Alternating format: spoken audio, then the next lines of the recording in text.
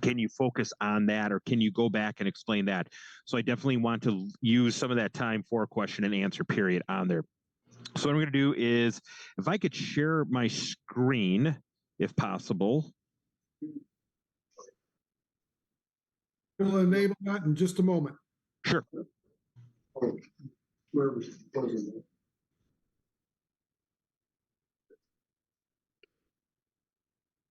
Should be able to share your screen. Still saying disabled participation screen sharing. Stand by. Okay. Well, anyways, kind of talk a little bit about it while we're kind of doing this there. So a little bit about me. So I started with Yeasu in 2017. I started as actually kind of like a fusion specialist on there. And the intent was to, oh, there we go. That just popped in there. The intent was to kind of work along with Yeasu in their product line, which was Yeasu System Fusion stuff. And quickly, it was kind of one of those deals where it was like, you know, I've been doing a lot of stuff with digital voice. I come from the public safety background. That's where a lot of my communication stuff's come from. I have a bunch of FEMA, you know, 2, 3, 4 letter digits, you know, certifications and stuff like that on there. And it was one of those deals where it's like digital voice was just the next evolution for me in amateur radio. I've done digital voice. I do some satellite stuff. I actually do satellite mobile. People say, man, that's got to be really challenging because you're moving down the road and stuff. And I said, yeah, but when I drive to some of the events like Huntsville, or like I was just drove to Milwaukee a couple weeks ago, you'd be surprised at on a 4 or 5 hour drive, for example, just across the state of Wisconsin, about how many times you hear the ISS pass over you. So it's actually kind of amazing in that regards there. But kind of, first of all, give you a little bit background, like, hey, yeah, John, your title is Yeasu System Fusion. You know, you're the national sales manager and you're Yeasu System Fusion expert. So what's your credentials? Where do you come? Why should I be talking to you? And so, as I kind of said here, is I'm actually got to update this a little bit here. I just noticed I've been licensed since the mid 90s in northern Wisconsin. I started working in two-way radio back in the 90s, late 90s. And basically I was involved with two-way radio shops, businesses, that kind of thing like that on there. And then it was, it kind of had gotten to the point where it was like in about, let's say the mid 2000s, I'd worked law enforcement in the past. Let me back up with there. And what I found out was is that I was always that techie guy that everybody would reference to and stuff like that. And everybody would be like, okay, hey, you know, let's ask John because John knows and stuff. And then quickly it was one of those things where I kind of traded my squad car for a desk at the dispatch center. And then I kind of left law enforcement, went into two-way radio business there because it was fun and interesting and wanted to do that. And then after a while, about mid 2000, about 2006, I said, you know what? It's great working in two-way radio field, but I do just have that public safety calling, that public safety drive. And once again, went back into law enforcement, quickly changed my handgun for a soldering gun again. And then finally it kind of came to the point of basically saying, okay, well, you know what, John, here's the deal. We want you at the comm center. We want you to do this and this and this and this. And while it was really great living up in northern Wisconsin, and I'm right near Minnesota, so I worked in Minnesota there in some of my law enforcement career. And it was kind of one of those deals where it was like, you know, on those cold days where it's freezing, you know, at like negative 30 below, and I see all the deputies driving away during the day. I'm like, ha, ha, ha, you got to deal with all the snow, and I'm a nice little comm center. It was also one of those deals where it was like, yeah, I kind of want to go ahead and I want to kind of be out on road and do those things. So long story short, it was about that time I was doing stuff with digital voice and amateur. Yeasu kind of headhunted me in a way. And then basically it was one kind of day they said, so what do you do now? And I said, well, I work in, you know, law enforcement, public safety. I do this and this and this and do with communications and everything. And they said, hey, would you like to go ahead and move out of that realm of stuff and then maybe play with amateur radio? And I said, okay, wait, so I could be an amateur radio operator. Yeah. I get to play with amateur radio as part of my job. Yeah. I don't have to get called out at 3, 4 in the morning. Nope. Sure. Where do I sign up? And when I came on, my whole thing was to work with the Fusion system and to promote it. We were going through the second version of Fusion. That's why we call it Yeasu System Fusion 2. We were releasing the second generation of repeaters. We had new product coming out. So it was kind of a good time that they needed someone to there. And that's where I'm at. When I'm not playing with Yeasu, I still involved in it. I actually hold my degree in professional certification stuff is I'm involved with Homeland Security, and that's where I worked a lot with like law enforcement and stuff. I have a BS in public safety, so a BS and PS with Homeland, well, actually emergency management with the concentration on emergency communications and Homeland Security. But I found out that it was more fun to play with radios, and hence why I'm here.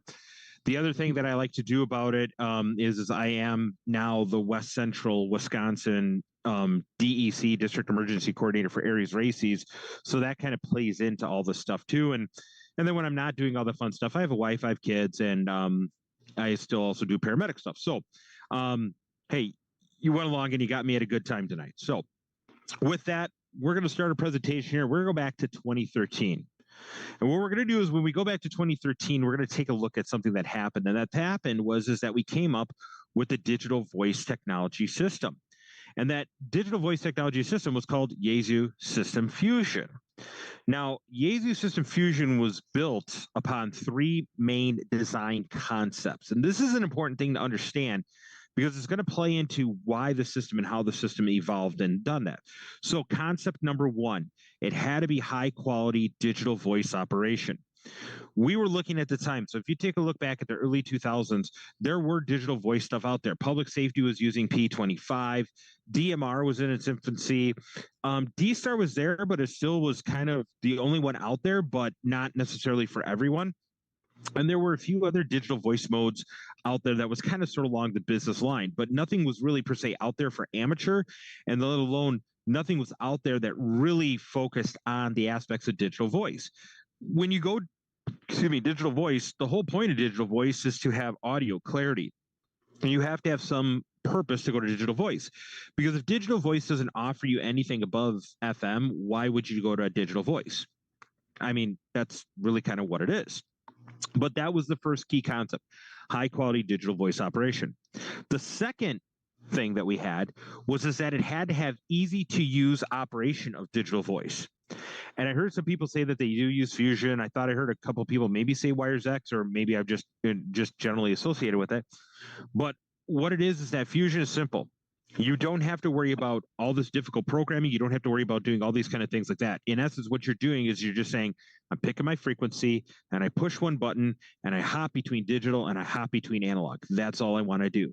I don't have to worry about different things. I don't have to worry about complex infrastructure. I don't have to worry about this and this and this and this. I don't need the internet to make it work right or do good on it. It's that simple and that easy. The third and final thing that we talk about, and the whole concept of it, is versatility and flexibility in the technology. And what we mean by that is that Fusion can be used as a radio to radio, so like simplex. Fusion can be used in a repeater format. Fusion can be used with linked repeaters. Fusion can be used with Wires X. Okay, Wires X and Fusion are two separate things. Alrighty, but all these things that are out there, they allow you to use Fusion how you want to use Fusion. And that's the most important part. In addition, the infrastructure is now flexible. Whether you're putting up a repeater, which you're going to put as a standalone repeater, like up here in northern Wisconsin, where I know a Fusion repeater running in a green site. And what we mean by a green site is that there's no AC power. There's no commercial resources coming into that site.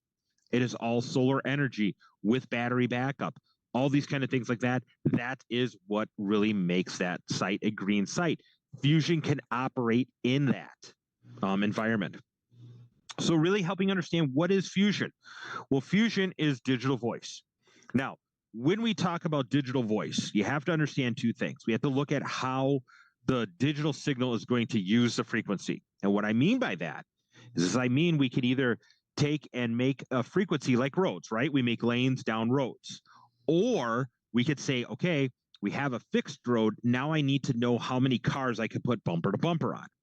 Fusion uses FDMA technology. The FDMA technology takes and makes the frequency as in roads.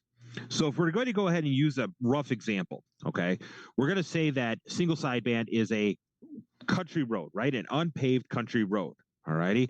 And we either drive to the left side of the road or to the right side of the road, AE upper or lower sideband. Right. Well, then FM comes along. What we do with FM is now we made it a paved road. But what we did also too is we made it a wide road. There's no markings on the road. We know where the edges of the roads are. We go straight down the middle of that road. Well, what we're doing with digital now, okay, is basically we're saying, okay, we got that road now with FM, but we're going to paint markers down the road, right? We're going to paint that yellow line. We're going to paint the white lines. But then even what we could do with digital is now what we could do, instead of making that road just a 2-lane road, we could divide each lane in half, and now we can make it a 4-lane road. And if you want to, as more and more technology is going to come out and more technology is coming out with digital voice, you can really start to get granular in nature. Okay. A 25 kilohertz bandwidth FM analog repeater signal can almost be made now into 4 lanes of digital usage. All righty. And that's what we have based upon our needs here. So if you look at the left side of the screen here, you're going to see what we call VD mode. On the radios, it's described and shown as DN mode. It stands for digital narrow.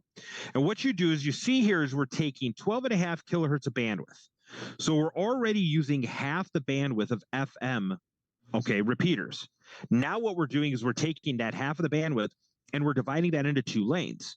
One lane is going to carry our digital voice, and the other is going to carry data error correction. And that data error correction basically says, okay, when I'm sending out my digital voice packets, I'm also sending some headers. I'm also sending some algorithms. I'm sending GPS data. I'm sending these kind of things to the other radio to say, okay, you should be filling in these blanks here when you get to it, or here's what should be coming next if in case you have a blank. All right.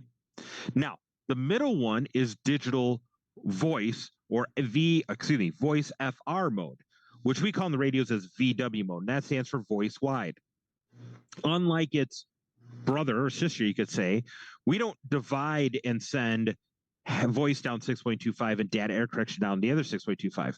We say it's all open digital voice, 12.5 kilohertz. It's going to be more full. It's going to be more robust, but there's no forward error correction on there, data error correction.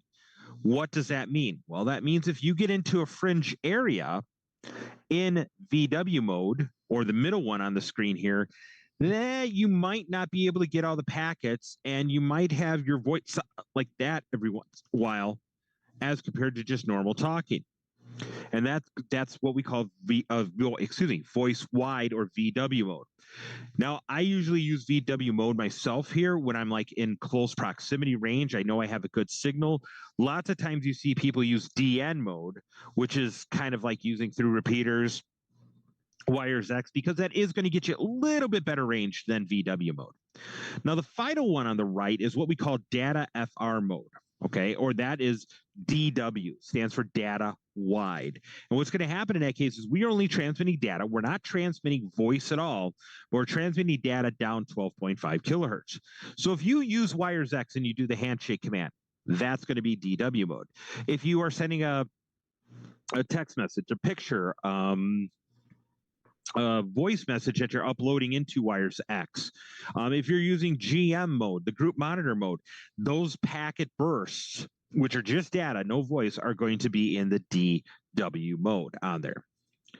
Now, here's our current Fusion product line. Now, the reason I say current Fusion product line is because obviously we've been out since 2013, and we've had models that have come and have gone. Recently, as a matter of fact, last December, we ended production on one of the first original models for Fusion, and that was the FTM 400 series. And that radio model had been out since 2013, since Fusion was first introduced. We introduced the FT1D handheld, and we introduced the FTM 400D mobile radio. The handheld radio, this was ended production about, I'd say, March of 2018. It got replaced by some other models. And as you see, the 2 models that are currently there are the FT70 and the FT5D. Now, when it comes to mobile radios, the ones that are currently in production right now are the FTM 200, the FTM 300, and the FTM 500. And they start up in that kind of range. The FTM 200 is a Fusion radio, only single receiver, but dual band operation, meaning you can do VHF, UHF. The 300 is dual band, dual receive, or if you could go ahead and say independent receivers. Let's call it that way. So that means in that kind of situation with that radio is you could transmit, let's say, on UHF and still receive on VHF at the same time, which does make it satellite operation capable. It is dual band, like obviously dual band, like I said, but then it also is a Fusion Mobile. The FTM 500 is the top of the line Fusion Mobile, and that once again has dual active receivers. It does also offer full duplex operation. That's another thing people will kind of call it as. And you can transmit on VHF and receive on UHF, vice versa on there. It is Fusion capable on there. The FT70 and the FT5D, going back to the handhelds real quick. The FT70 is a dual band mono display, meaning you can see only one band on at a time. It doesn't have the dual band reception or dual band screen on there. Where the FT5 is a dual receiver, however, not full duplex. Excuse me. I don't want to say not full duplex because some people think that automatically it is. For infrastructure, when we talk about infrastructure, so repeaters, we have the DR2X. That is the current repeater that's out there. We have linking capabilities or networking capabilities. Those are the HRI200 and the IMRS board. And then we also have the FT991A. That is what we call the shack in the box. And that goes HF from 160 meters all the way up to 70 centimeters minus the 220 megahertz band.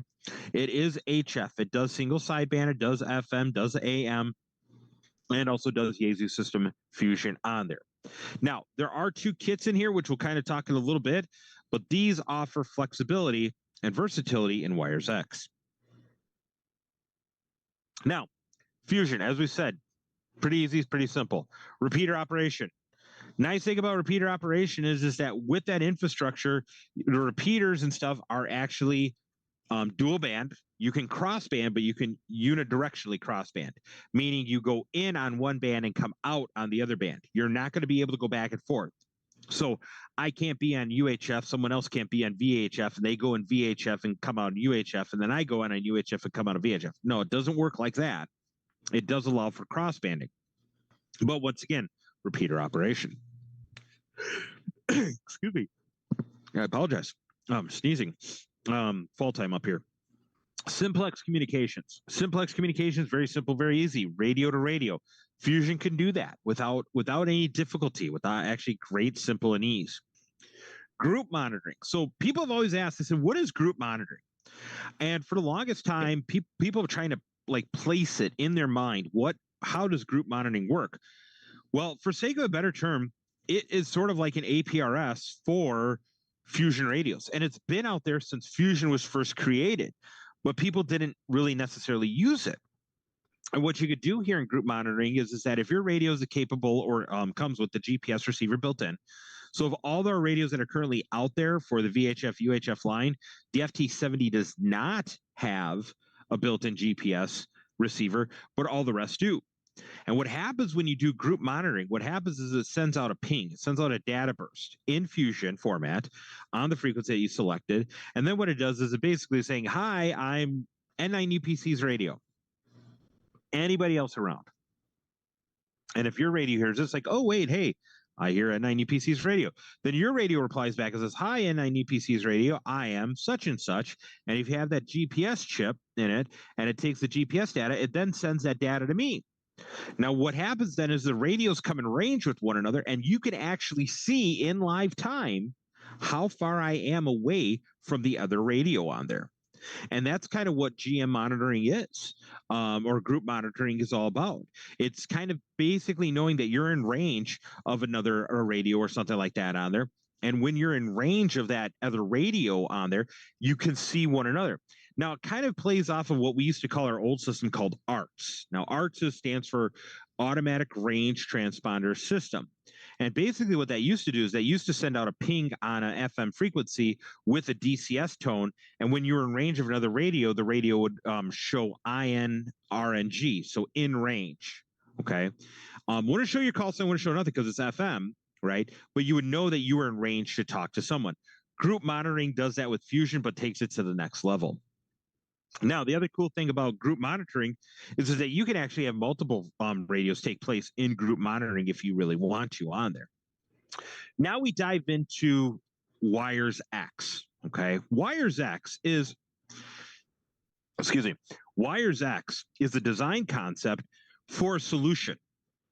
So what a lot of people don't realize is that in the whole aspect of Yaesu System Fusion, in certain countries, Fusion is considered an illegal digital voice format. Yes, illegal. You cannot put up a repeater in Yaesu System Fusion format in certain countries. One of them happens to be Japan. But what it doesn't say is it doesn't say that you can't still use Fusion and connect to other users. And that's where Wires X kind of came into play. Now we've done some Wires X classes and stuff. We're going to be doing Wires X classes. As a matter of fact, we do actually have some scheduled for Hamcation. We are trying to work to get that kind of, how do you want to say, set up with the group. And then that class is we're looking really forward to it, because that class is a little bit of a longer class, but it really dives deep into Fusion. And the best part about that class is we give you like an hour of the history, the understanding, what goes into Wires X. And then the second hour of that class is actually sort of like the ability to do some hands-on, where you actually learn how to connect to a node, change channels, or change, I should say, rooms on a node, those kind of things like that on there. But the reason I say all that stuff is kind of getting back to it is that Fusion used in other countries with Wires X is a means for people to communicate with other people using Wires X technology. What we did in America, we didn't have that issue. You could put up a repeater with the Yaesu System Fusion, but we said, you know what? We want to be able to link our repeaters together. And the best part about Wires X and Fusion, and the reason why we call it Yaesu System Fusion, is you fuse analog and digital together. That's how they fuse. That's how they work together on there. You can with Wires X, you can with our DR2X repeater system, even our DR1X repeater system. You can have Fusion go in on the receive frequency and make it go out Fusion on the output of the repeater. You could have it go in analog and come out analog. You could have the repeater go analog or digital in and then force it to go out a certain mode. Wires X adds another layer of connectivity on there. So not only are you using your repeater, but you can connect your Wires X node to your repeater, and it can be physically connected or RF connected. And then what you do is you talk through your repeater, that is picked up then by the Wires X node and sends it out over the Wires X network. And now what you can do is you could connect the networks together, and then you can have Wires X users all connected throughout the world, for that matter. And it doesn't matter if they're using repeaters, doesn't matter if they're using a Wires X node, whatever the case may be, they can go ahead and do that. Now, the other thing that we did, and we brought this on back about 2018 with the second iteration of Yaesu System Fusion came about, was that people complained. They said Wires X requires the internet. I have internet at home, but I don't have internet at the tower site. Okay, cool. I hear you. I have repeaters connected together, but I want to connect them in true digital voice format. Can I do that without using Wires X? Yes. No, you couldn't. That upset a lot of people. That kind of upset me too, because if I had two repeaters next to me, one another, one in my shack, and then, well, I should say two in my repeater site in that the tower shack. And if I had a VHF and I had a UHF, and I wanted them to communicate with one another because they also provided different range and coverage in digital voice, not going to work. Not going to work at all, because I'd have to have two Wires X devices and this. No, it wasn't going to work. So we came up with IMRS, which is Enhanced Internet Multi-Repeater System. Okay. So enhanced or internet linked, as you can say it. We call it IP linked, okay?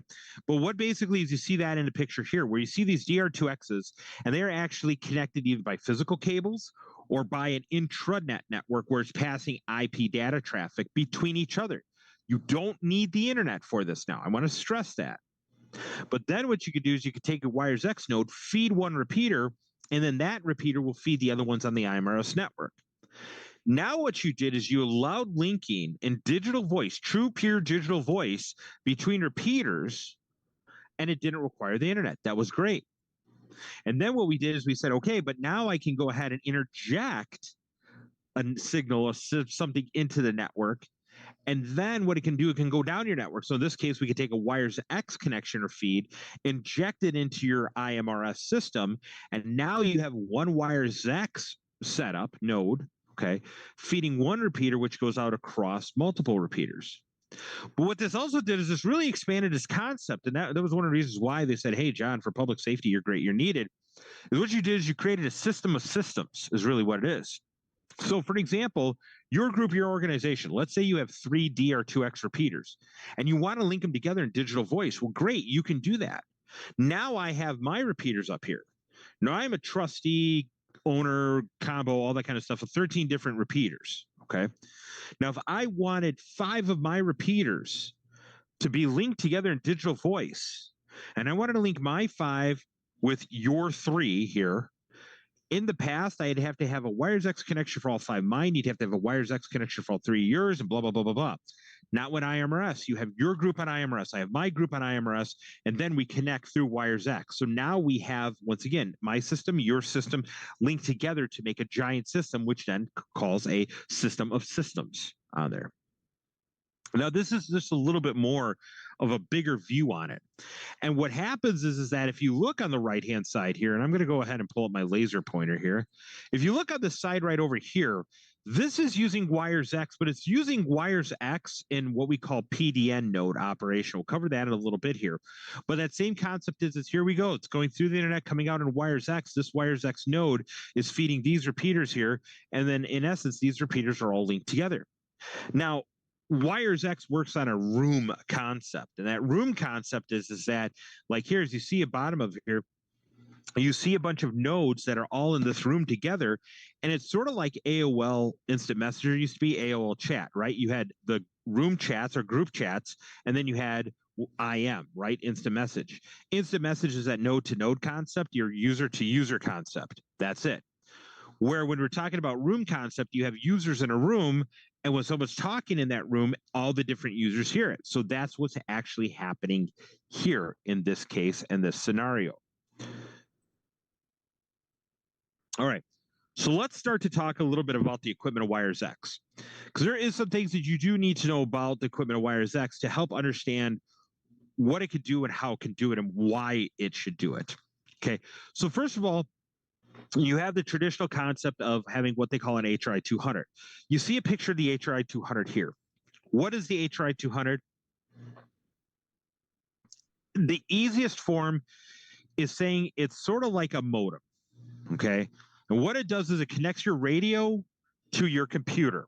So it's like an external sound card, you can almost say on there. And what it does is that this HRI 200 will take digital signals in received by the radio, take it, convert it, send it to the computer, and then send it down the wires X network. But it also allows you to take, hey, I'm hearing signals of analog. I'm hearing FM signals. I'm taking that, converting it, putting it in a computer, and sending it down the wires X network. Now, this is the cool part. I know I'm jumping ahead a little bit. This is the super, super, super awesome part about the technology and the linking and the networking technology that Yeasu offers. I just said, and we're going to show an example here, I can have an analog user on an HRI 200 and a digital user on an HRI 200, and the network cross-modulates it, okay? The FM user converts to digital, the digital user converts to FM, and now you, in essence, create this scenario calling no ham left behind for digital voice. Now, digital user could talk to FM, FM could talk to digital. Without this, you have to make this horrible decision. This horrible decision is this. Well, I want to use FM, but I want to talk to my friend in digital. Do I go to digital or does he come to analog? Now, it's not fair for people to say, okay, you want to talk to your friend in digital. Well, he made the move to digital, so you need to do digital. That's not fair to you, right? And vice versa. If you want to stay in FM, why should he have to give up FM and give up digital and go to FM? Why should he have to trade that off? And that's where Yeasu System Fusion and Wires X network really kind of make things great together. Here's the back of the HRI 200. Pretty simple thing. USB port goes into computer. Radio 1 and Radio 2 ports can plug into your radio interfaces. The monitoring port allows you to monitor the traffic coming out of the Wires X network and going out your radio. You are going to have a mobile radio connected to this to take advantage of this. All righty. These are the cables that come with it. Kind of just a simple, easy thing. But remember I said radios that are in production. Here's a good example. The 100, 200, 300, 400. I don't have the 500 on there. But those are all radios that interface. And this, I'm going to knock on wood, use that term, plug and play. I connect the cable from the HRI 200. I connect it to the radio. I put the radio into wires X mode. And boom, I'm operating and I'm on wires X. However, analog operation is the same thing. So if you have an analog radio sitting around and it has a packet data jack on there, guess what? You are in luck because the cables come with it. It's 10 pin plugs into that HRI 200, and then the data, it plugs into that packet data jack on that data radio. All right. Here's a couple examples of different ways you can interface radios into the HRI 200. So I'll pull up my laser pointer again here. Here we see we have this radio. Here you go. Here's that data jack. Here's another Yeasu mobile. Here's a 10-pin data jack on there. The repeater itself, 10-pin data jack. And here we go. Take a look at this. If we really go ahead and take a look at this, this is an HF radio. Yes, an HF radio, but guess what it has? It has that data jack on there. So you could actually take and plug in your HF radio into your HRI 200 for, like, let's say 6 meter or 10 meter FM. FM works the best. Sideband doesn't work right for that on there, but it allows you to have that versatility and flexibility. It is not just a VHF, UHF only system. It does not require, you to use Fusion. If you don't want to use Fusion, you want to use this for FM all the time, guess what? Not a problem whatsoever on there. All righty. So this PDN stuff, what is this PDN stuff? Well, thanks for asking. What happened was that prior to 2018, we had an issue with wires X. And what was that issue? Well, the issue basically kind of came out to be it saying, okay, in order to use wires X, you needed to use that HRI 200. The HRI 200 required a mobile radio, and it required a computer, and it required a couple specific things from the internet. One of them required was an actual global non-NATed IP address. So an IP address that comes directly from the internet straight to your computer or straight to your router, which you could go ahead and connect your computer directly to. It required a mobile radio. So you had to have a power supply and you had to have an antenna for that. It required a computer and it required that HRI 200. So not only did you need a mobile radio, power supply, and antenna, you needed the HRI 200, you needed a computer, you had to have ports open on your computer, you had to have, it was just kind of getting a nightmare. So there were people like me, and I was really a big advocate for it and really kind of pushed for it to happen. It's just that I do a lot of traveling. And if I wanted to talk back on my Wires X node, before PDN, I'd have to find another Wires X node in an area and ask if I could change it to my node and then talk to my node and then make sure I did proper Wires X fusion operation. And then at the end of it, I would switch it back over to the room or wherever they were at. PDN cured that. PDN said, you know what we're going to do? We're going to take a handheld. We're going to take a mobile. We're going to have some cables that are going to connect from that radio and plug directly into your computer. So no HRI 200 needed. And now what you did is with that radio that it was used as the, what we called the node radio, you had two options. Okay. You had PDN only operation. Okay. Which means personal digital node, only digital based rooms, technology, everything like that in there. Or you had HRI mode, not HRI 200, but HRI mode. And that meant you can go to digital or analog rooms. Now, under each of them, you also had two types of operation. You had direct and what they call access point. So direct is basically saying, I'm going to use my microphone. I'm going to use my the microphone speaker inside my handheld radio with that cord going to there. I'm not going to transmit RF. It's going to say, hey, if I have a mobile radio, I'm using the speaker, the microphone and speaker of the radio to talk down wires X. Nothing gets transmitted out there with it. Okay, that's direct in PDN mode. Access point in PDN mode is saying, nah, you know what? I'm going to transmit and I'm going to then use another radio to talk to that radio. So in case, a good case in point here is I have my 500, my 200, my 300 right in front of me. You can't see it here. But if I'm in PDN mode, I go ahead, my cat connected up to it. Hey, here I am talking on digital PDN mode. PDN mode direct is what we call it.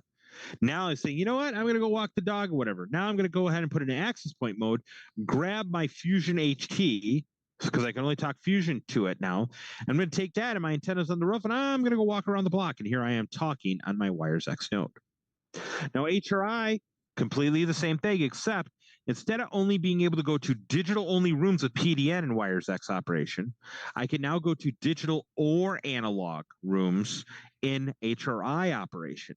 Once again, I have direct, using the radio like a giant speaker microphone, or I have access point, where I'm using another radio to talk in Fusion to that radio to go down the internet in catalog format. Excuse me.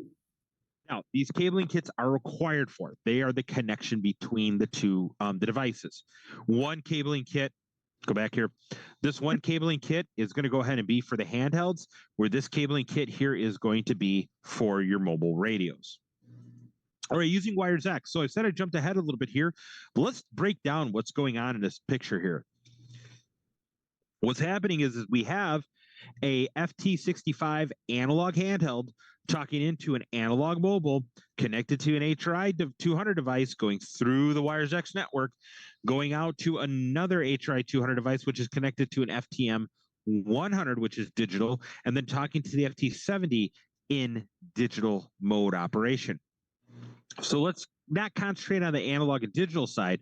Let's concentrate on the two devices talking together. This is what we call node to node. My node is only talking to the other node. The other node is only talking to me. If someone tries to join our conversations there, it's not going to happen because it's going to say that we're busy talking to one another on there. Only people within that node to node connection can hear anything going on. So if there's two different people talking, let's say, and I try to connect to one of the nodes, it's going to say busy. I can't connect. I can't hear it because it's not a reflector. It's not a dashboard. It's not anything like that. What's happening is that when you establish a node to node or room connection, you're going through the internet directly to the one hosting the room. You're going direct to the internet through directly to the other node that you're talking to. That's big. That's pretty big. Now here we have that room concept. So the room concept, pretty simple, easy. We have one user coming into the room, and then it's all going out to all the other users in the room. And as you can see for the picture here, it's digital and analog. An analog user can come in to that room says, oh, it's an analog signal, so any of the analog users, you go ahead and use it, but digital users, I'm going to transcode it for you. Now you got both users hearing you, regardless of what mode that you are using for the radio here. All right, like I said, that's kind of a short presentation on it. I wanted to be able to, like I said, kind of answer questions, to have people allow me to explain or expand upon some of the questions that might have come up on here. I do want to stress before we get into questions here, and this is the thing that we've been finding out a lot is that, once again, Fusion is separate from Wires X. You don't need Fusion to use Wires X. Technically, the reverse is also true. You can operate Wires X in analog only mode, and you don't need a digital radio whatsoever from Yeasu System Fusion. So they are two independent things that have specific purposes, but can be merged or work together. So with that, let me go ahead and turn it back over to the meeting down there and see what questions we have and kind of go from that point. Thank you. Can you hear me okay?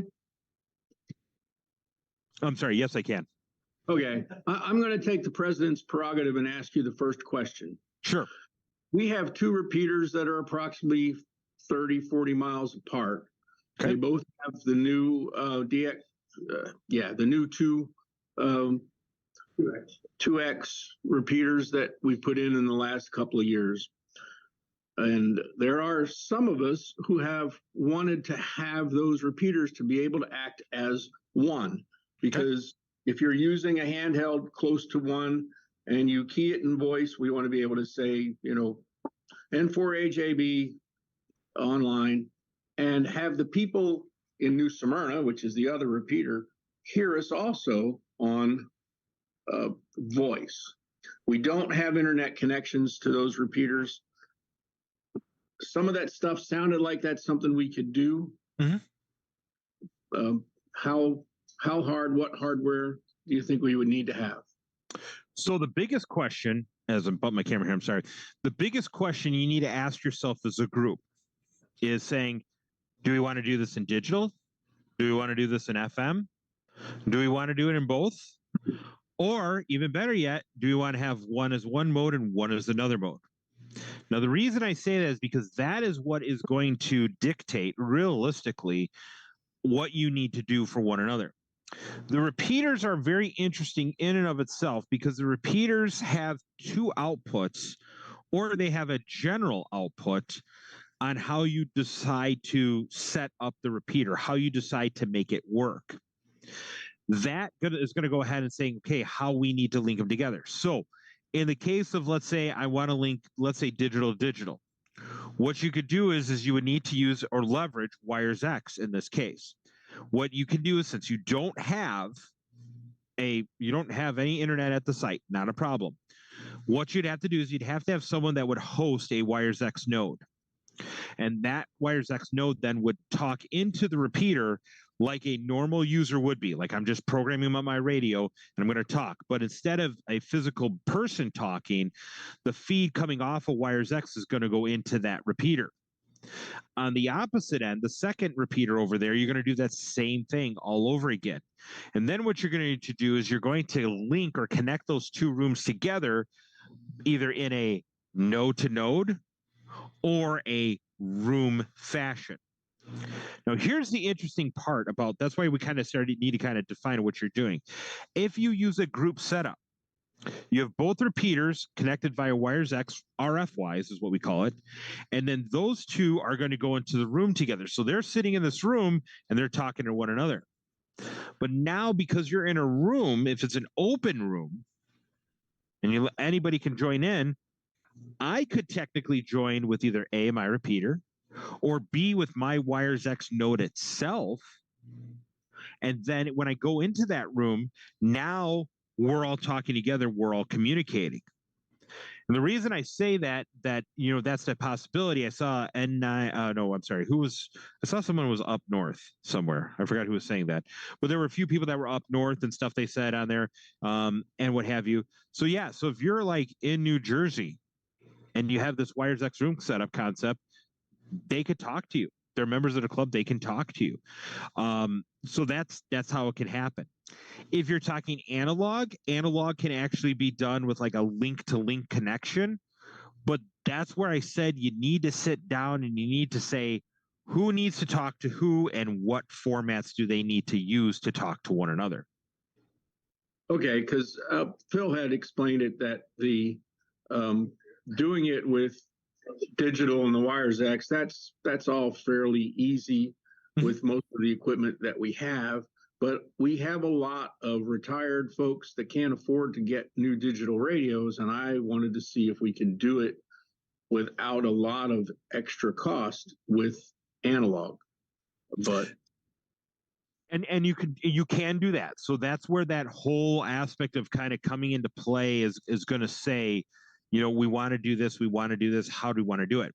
Wires X, even though it transcodes, when you go into the Wires X network, you need to pick a side. You need to pick FM or you need to pick digital.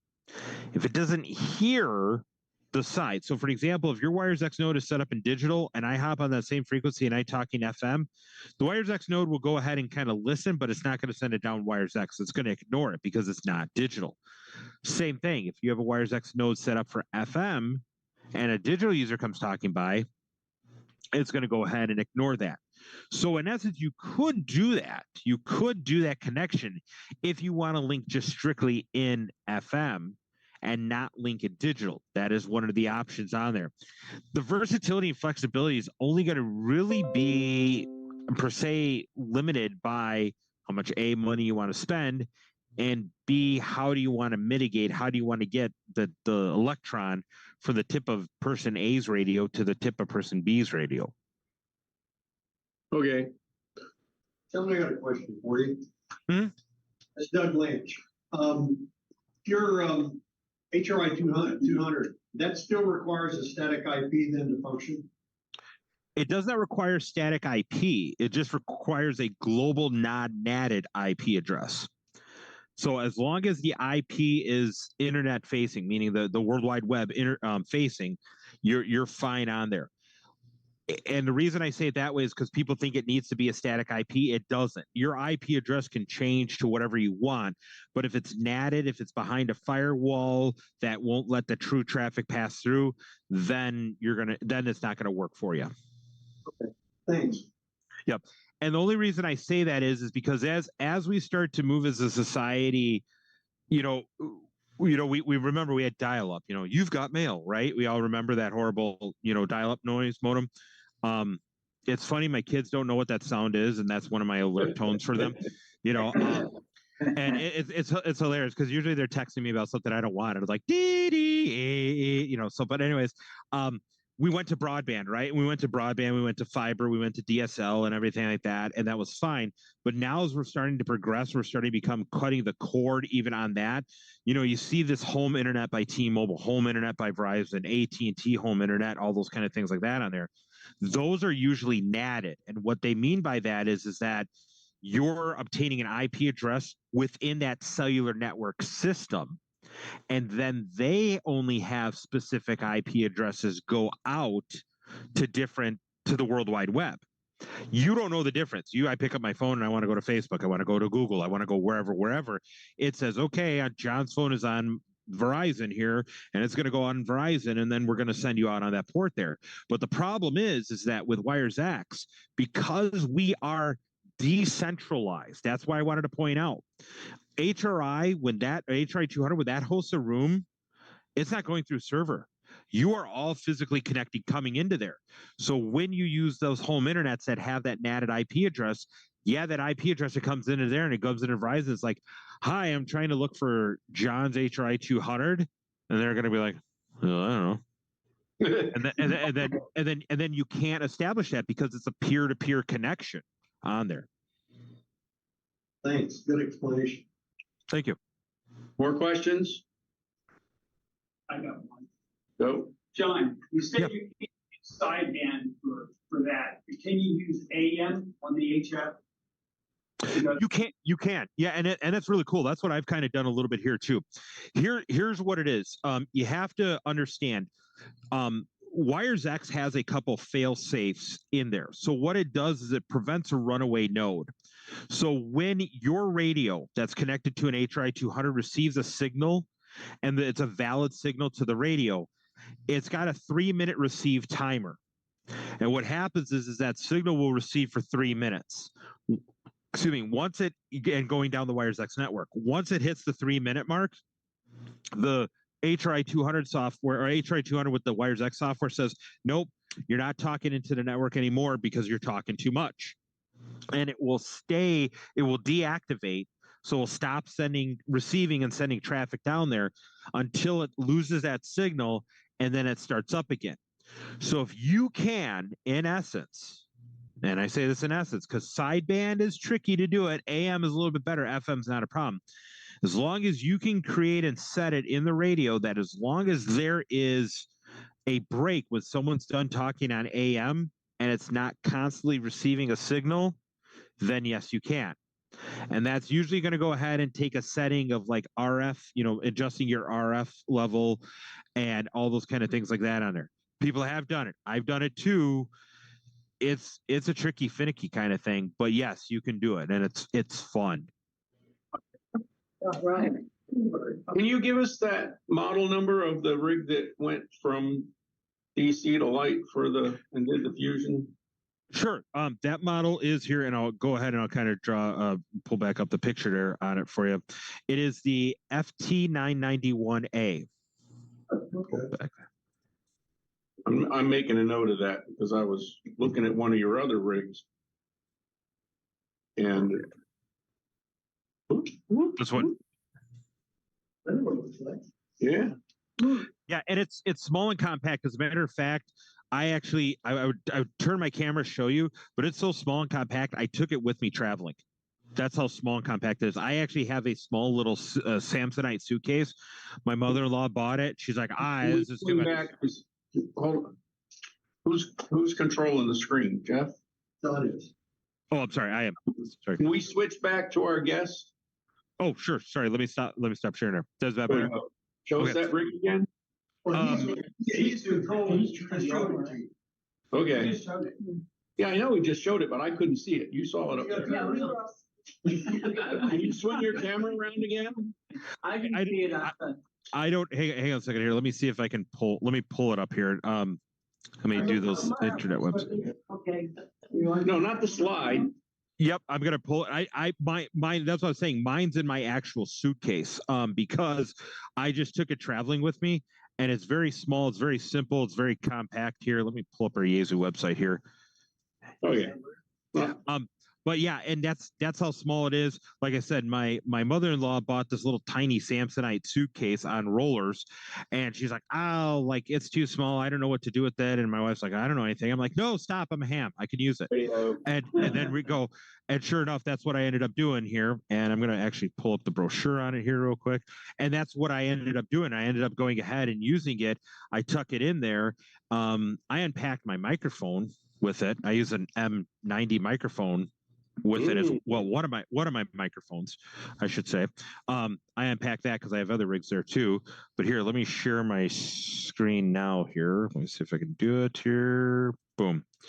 And there. So there you go. Ooh. Yeah.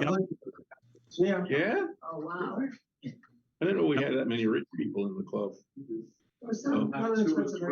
Yep. And like I said, it's a great shack in the box. It does, once again, once again, HF 160 through 70 centimeters, no 220 on there, but it is a full touch screen, gives you the full 100 watts on HF. It does go ahead and allow you to actually do sideband also 2 on 2 meters and 70 centimeters. As a matter of fact, this rig, there's a 10-meter group that does system fusion 10 meters, and it's 29,250, I think it is. I have to double check on there. But actually what we do is we hop on that frequency and we just run GM mode and we beacon out. And then what ends up happening is when our call sign pops up on our display, I see someone else's call sign, we'll then actually have a queue, so we'll talk to one another. With the way 10 meters has been opening, we've been doing GM, and I've been getting people, well, when it was hooked up, before when traveling with it, I mean, I could get people in Mexico, I could get people in Hawaii from Wisconsin. I was getting people in England on 10 meters, C4 FM. Wow. Neat. Thanks for showing it. Yep. Now you're talking about the nodes and the public IP addresses that is peer-to-peer. That peer-to-peer connection, the data, there's no encryption involved, right? No, there's not. So what it does is, yeah, so there's no encryption or anything leveled through there. So what happens is when you set up a WiresX node, whether you're doing PDN or the HRI or the HRI 200, what you do is you do have to register it with us on the Yeasu WiresX website. The reason we do that is because we keep it and want it to be an amateur network. You could probably, if you're asking these questions, you could probably sit back and think to yourself how, if it didn't have these safeguards in there, you could probably convert it and use it as your own free business linked network, right? On non-amateur frequencies. But we do that for that specific purpose on there. What happens is when you turn on your node anytime of the day, what happens is your node goes ahead and says, "Hi, I'm John's node. How you doing? I have a room number and I have a node number," and it calls out and it says to the WiresX server, "Hi, I'm John's node N9UPC. This is my number. Here's my IP address because I'm also hosting a room." When you see me on the WiresX server page, it's like a phone book for sake of a better term, you'll see that on your WiresX software. You can say, "Oh, John's on. So now I'm going to go ahead and link." So what happens is you're going to see my DTMF code. In essence, my DTMF code is a static alias for my IP address. So my IP address is always hidden. You don't see my IP address whatsoever. You just know my DTMF code. And then when you enter that, what we call the DTMF ID, enter that into your radio, you're going to connect. And what happens, your Wires X software says, oh, John's at 74.12.120.8 today, but you entered my DTMF ID. Boom, it automatically says, okay, your Wires X software is going directly to the internet to my node directly on there. So that's what happens in there. So there is a essentially like a star topography where there's one main server that's controlling access to say, yeah, you could get to these nodes, right? Yeah. Each node is identifying itself to the network. Correct. That's all.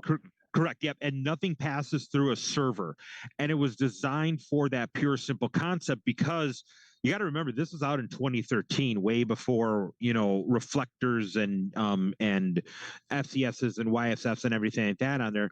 And the whole point about it was is to not have to run everything through a server, but to have that peer-to-peer connection and only have that server as, yes, that validation point, but then also as a matter of record. Because if you're watching me on your Wires X terminal, and all of a sudden I shut off my node for the night, what's going to happen is I'm going to be pulled out of there. So what's going to happen now is that if you try to connect to me, you're not going to have that connection go through because now all of a sudden you're saying, hey, connect to John at 11667. Okay, and the server is going to say, I'm not seeing John on anymore. Too bad, connection denied. One more question. Yeah. Are there any talks between competitors on one type of digital fusion system fusion where no, it's not going to articles of people wishing stuff. Yeah, the issue is going to be is they're also slightly different in so many different forms. If you take a look at the public safety world, and I'll use that as an example, they can't even get it together. Public safety uses C4FM in what they call the APCO 25 format, but not all public safety uses that. And then some public safety or strategic partners, such as like public works or fire departments, they use DMR, and then others use NextEn and stuff. There's never going to be that status quo of that on there. Same thing for us. I get asked that question a lot, and I just reply it back, and I said, okay, if everybody wants the standardization, then from here on out, everybody must use FT8. You cannot use RTTY anymore. You can't use PSK31. You can't use JT65. You can't use Packet. You can't use any of that anymore. That's kind of how it's going to relate. And each digital voice mode has something slightly different than all the other digital voice modes. Okay. John, are you playing with OpenDV at all for interoperability at some point? Not really, to be honest with you. People have asked about that. The thing about it is that, OpenDV, it's great. The M17 thing that they have there, that's great. But the issue comes down to really is that it's not a plug and play thing. And that's really kind of where digital voice kind of comes into play for a lot of people on there, is that plug and play. And that's kind of where that kind of goes from there. It's interesting though, because all of the digital voice formats are actually open sourced. There's no proprietariness on there. The proprietary comes down to the DVSI encoder chip that they hold the patent on. But even that is actually starting to be overcome, and there's a lot of actually computer-generated codecs on there. I know some people have done it. I know there are bridges that people have made between different modes, server level based on there, not necessarily using OpenDV, but really the sky is the limit on what you want to do as an amateur. Okay, thanks. More questions? Good. Steve? Someone new at this, you were talking about not being behind a net. If I want to set up a PDN with a cable and a little HP, is it okay to be behind a net? Just within my house, it will work that way. Okay, I just want to make sure. Yep, and that's where PDN's a little different. So what PDN does is they check into our server, but then what we do is we route it through a switch, because the reason that the HRI 200 needs to be non-natted is because what's happening in that case is the HRI 200 acts as a server. In essence, it really does.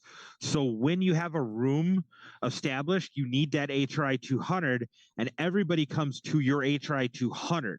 In addition, the HRI 200 can allow for uploading of text messages, pictures, voice messaging, those kind of things. So it almost acts like a little server, for sake of a better term, in the WiresX network.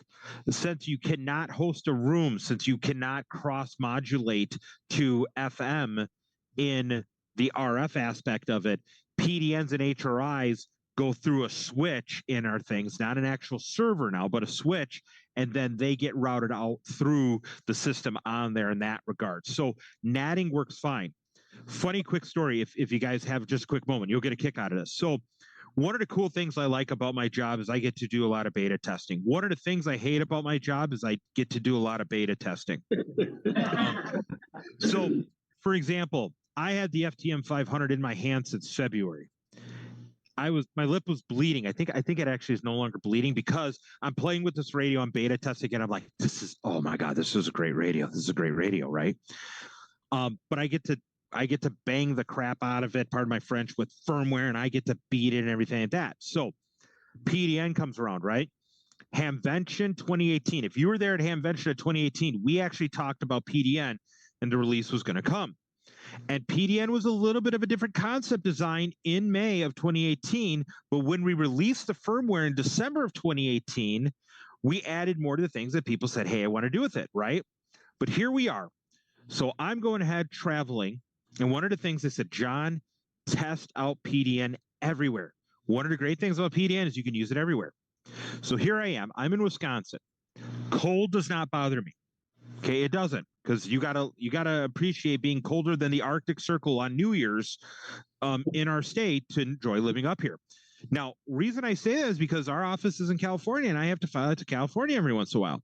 So one of the things I thought, you know what? Here's a great test for PDN.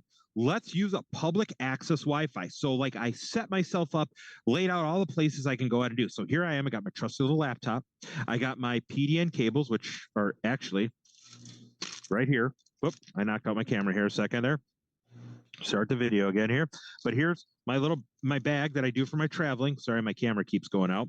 But I went along and I said, okay, that's cool. I got this and everything like that. It's good to go. Haha. I'm sitting in LAX airport. Laptop, cables, radio, because I was using an FT2 at the time to test it. FT2 in there. And I'm a big white guy from Wisconsin. And it's hot, so I'm sweating bullets. When I get to do beta testing, sometimes I get to meet law enforcement. And it was great because here's this guy sitting at this airport with his laptop and his radio, sweating profusely because it's hot in California, talking on my radio. Airport security and LAPD, they wanted to find out what I was doing. And in hasty manner. So thank God, okay, that one of the LAPD people there was an amateur radio operator too, knew who I was. I showed him the business card. Hi, how you doing? Please don't put me on the no-fly list. All that kind of stuff like that on there. But they said, you know, you got your computer. You're sitting there. You got wires connected to this device. You know, it's a handheld device there, kind of thing. So once again, beta testing is great. Beta testing is bad, and it was a great test of their response system too.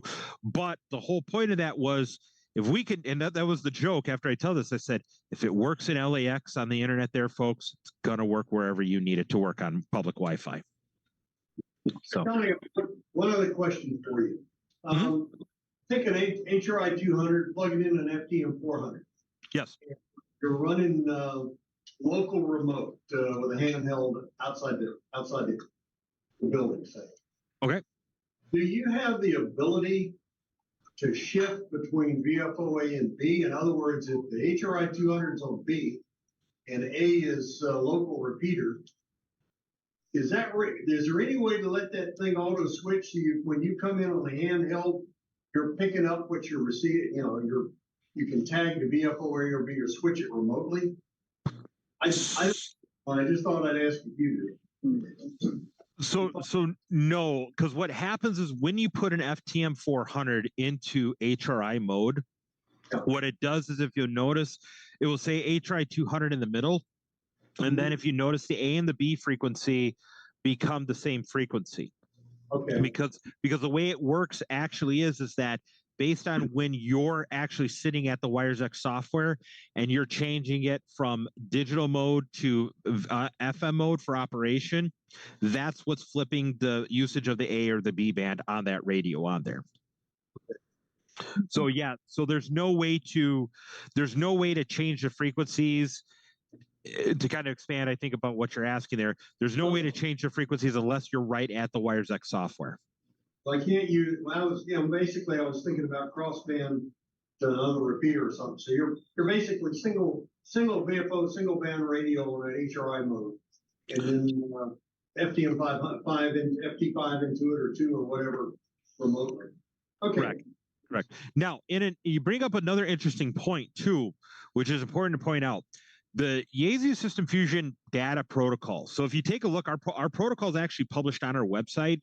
There is a way, if you go through the digital products and you look at some of our archives, we actually have a white paper physically on there, and it tells you all the different C4FM, the timing, the calculations, everything like that on there. But one of the parts of the protocol is that there is a data bit set in there that our System Fusion protocol will not allow a repeater to repeat a repeater. So you just can't take the output of repeater A in digital voice mode and then put it to the input of repeater B in digital voice mode and have it repeat digital. It won't do it. It's going to ignore it completely on there. Likewise, you can't take a WiresX node and transmit into another WiresX node in digital and have it repeat it. It's not going to go ahead and work in that manner. So I just wanted to bring that up because you mentioned about crossbanding into there. You wouldn't be able to do that. Now, to expand on that situation, yes, in essence, what you could do is you could have your WiresX node at home set up to talk into your repeater on digital, and you could have your PDN WiresX node, whatever you have with, set up to go into your computer, go to the internet, to go to your one at home, and then when you get in range of the repeater, then turn off your WiresX node that you were using, kind of we'll call it the travel node, and then go directly in repeater. So yes, that could actually work in that, but you would require 2 WiresX devices. Okay, thanks. Sounds good. I would suggest for your next beta test visit for that, I could get my brother-in-law or my former brother-in-law to teach you how to say I'm a ham radio operator in Arabic. That would be even great. That would be even much better. Yeah. Yes. Yeah. I just want to make sure we're not in, because I can't see everybody at the same time on Zoom. I want to make sure I'm not ignoring anybody on Zoom that may have had questions. Anybody? I don't see any hands raised, but I'm not looking at everybody at the same time. Keep your hand up. Okay. John, you didn't have anything? Okay. All right, I've got one. Okay. John, just a quick question on that crossbanding on the 300.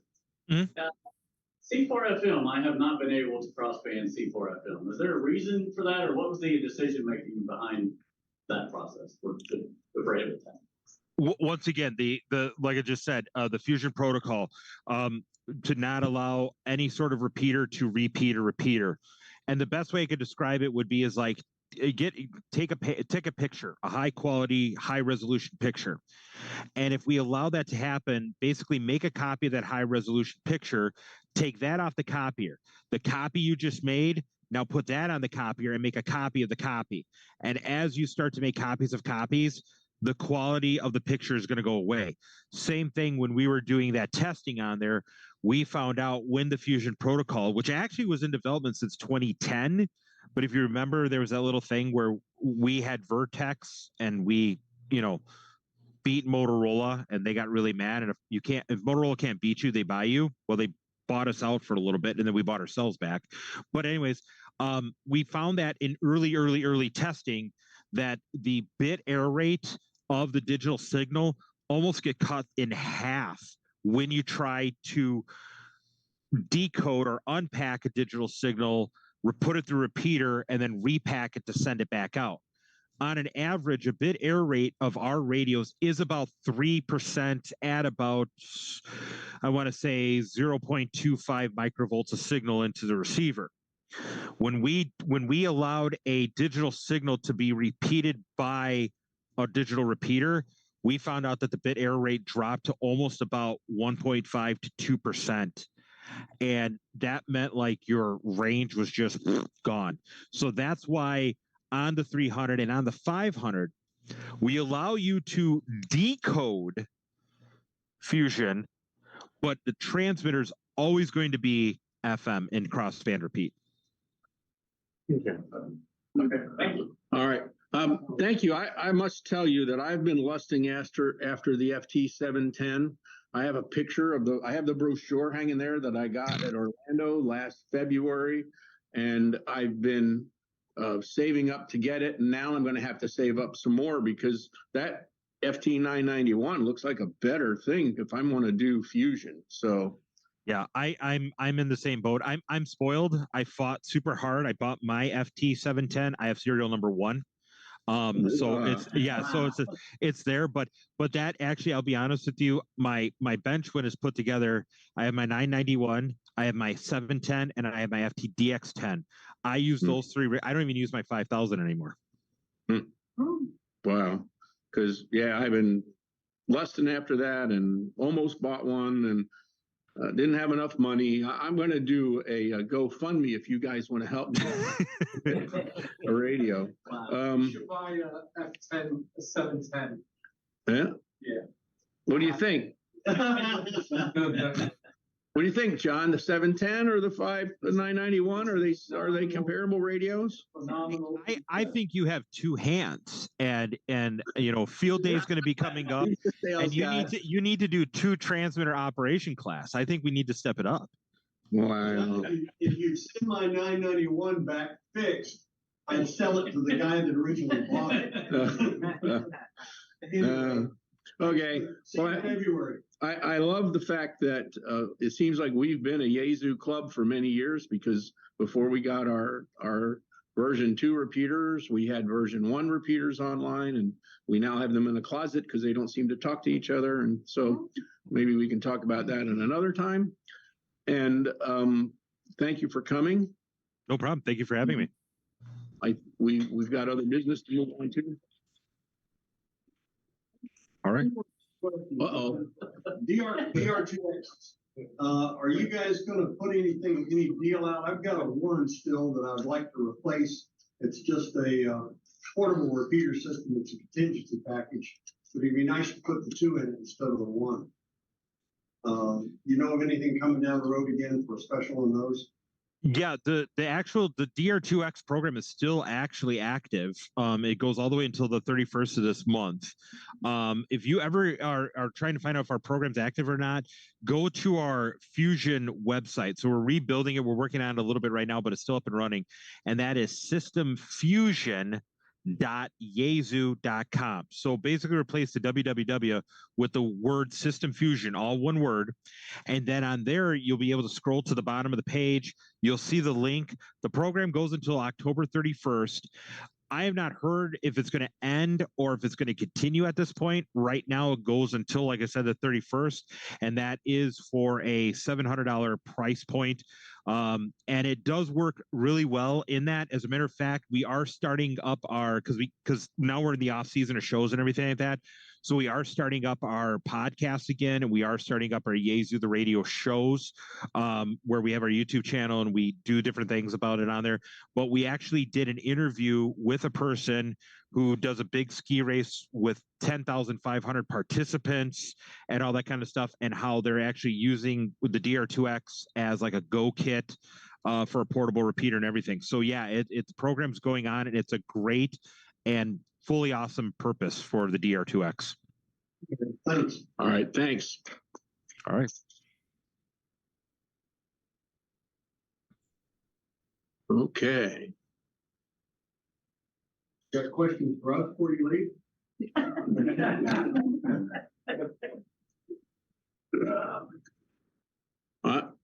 You're still up on the screen. I'm not all sure how Cold here, this John. It's works. 60 something, 68 degrees right now. Yeah, cold.